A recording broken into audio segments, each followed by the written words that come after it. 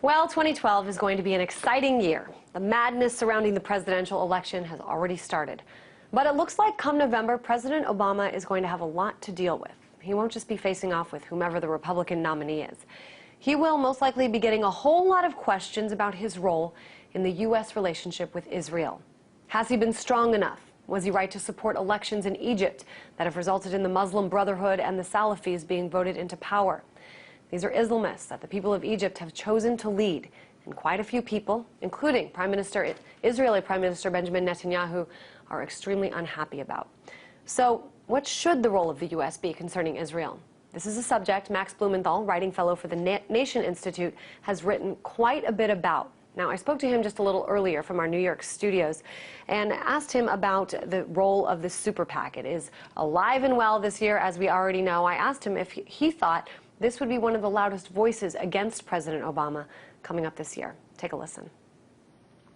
Well, what I wrote about in Al Akhbar English is the degree to which Israeli Prime Minister Benjamin Netanyahu is completely immersed in the American presidential campaign and the culture wars of the United States. He's the first Israeli Prime Minister who's aligned himself completely with one political party, the Republican Party, in a campaign to unseat President Barack Obama. And some of his cutouts, his neoconservative allies in Washington, have started this super PAC, the Emergency Committee for Israel. And right now, the only guy they're going after is Ron Paul, because he's a Republican candidate calling for an end to the U.S.-Israel special relationship. But ultimately, this will turn on President Obama once the Republican campaign is resolved. And it will turn on the issue of Iran.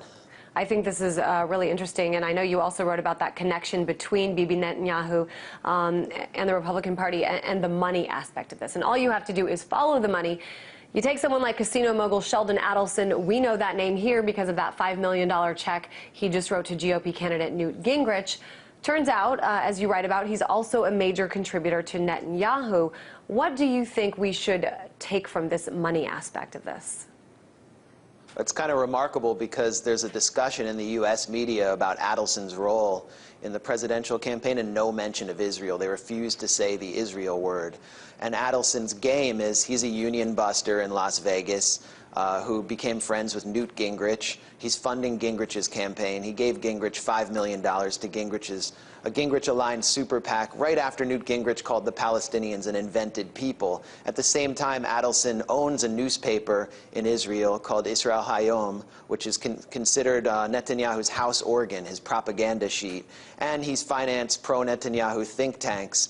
So there's a so Adelson is the link between Netanyahu and the U.S. presidential campaign. What I'm unable to completely figure out, and what I think a lot of people in the U.S. are wondering, is why is Adelson funding Gingrich's campaign, which is so anti-Romney? Gingrich has dedicated his campaign to destroying the Republican frontrunner Mitt Romney, while Romney has surrounded himself with neoconservatives who are very close to Netanyahu's agenda. So it's hard to understand what's going on there. Are you suggesting there might be something that hasn't come out yet that might come out in the near future, or you're just thoroughly confused, as many of us are? I mean, Adelson's gift to Gingrich could have just been just that, a gift to a friend. But I'm sure that Sheldon Adelson and Benjamin Netanyahu would be just as happy with a Mitt Romney presidency as they would with the Newt Gingrich presidency. Both are going to be supportive of the Greater Israel Project, of settlements in the West Bank, and they seem at least mildly supportive of a military strike on Iran. And that's Netanyahu's game. I want to go to something you said just a few minutes ago. You said a lot of the media covering this, covering that donation by Adelson, they refuse to say the Israel word. Why is it that the media is not talking about this whole aspect? As I'm sure we will be in the months ahead, but it's also an important aspect now. Well, Adelson's a funder of the Israel lobby in the United States. So is Mel Sembler, who's a major funder of Romney's campaign, key donor to a Romney-aligned super PAC. And the media in the United States is terrified of the Israel lobby and the power it has to suppress this discussion. I mean, I know producers in the mainstream media in the U.S., and they say, yeah, we're never going to discuss this issue of the U.S. relationship with Israel in a frank way. And this is just one more example. Rachel Maddow had a segment on Adelson's relationship with Gingrich, and she just made a reference to Sheldon Adelson's dark money. No reference to the fact that he is funding Netanyahu and is incredibly interested in seeing the settlement project in the West Bank continue.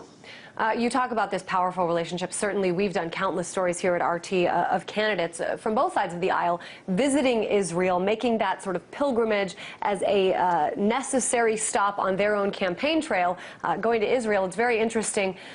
Obviously, Israel has a lot of power. The relationship between the U.S. and Israel has a lot of power.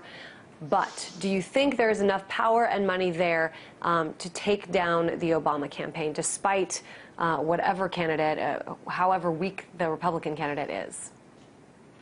I say pretty clearly in my piece in Al Akhbar English that I don't think that Netanyahu and the combined power of the Israel lobby can decide a presidential election, but what they can do is color the American political landscape. And what's happening with Netanyahu, the Israeli prime minister, at the head of an extremely right-wing coalition in Israel, aligning himself completely with the Republican Party, is that Israel has become a wedge issue in the campaign, whereas before it was there was a bipartisan consensus around it. And this is worrying the Jewish establishment in the United States, which counts on bipartisan support for Israel. The Center for Security and International Studies, a centrist think tank in Washington, has said that the partisan wedge around Israel is likely to deepen in the future because partly Netanyahu's involvement and the involvement of the neocons. And what this means is that the Democratic base is likely to turn increasingly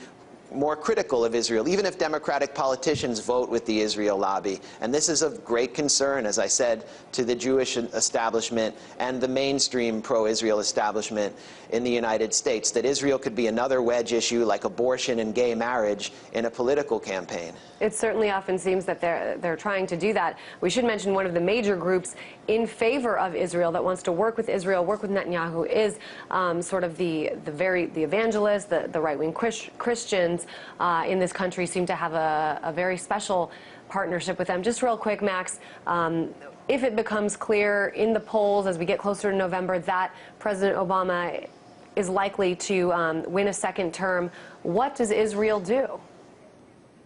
Well, Netanyahu signaled his intention to call early elections because he's so worried about a second Obama term, partly because he's being attacked by the opposition leader in Israel, Tzipi Livni, for damaging the U.S.-Israel special relationship. And that could affect him in the polls because the special relationship is critical to Israel's entire policy. And so if Netanyahu is seen as damaging his relationship with Obama, if Obama dares to ever criticize Netanyahu in public, it could damage him very deeply. So I think what we're going to see if Obama's clearly going to have a second term is an early election in Israel, and Netanyahu probably triumphing.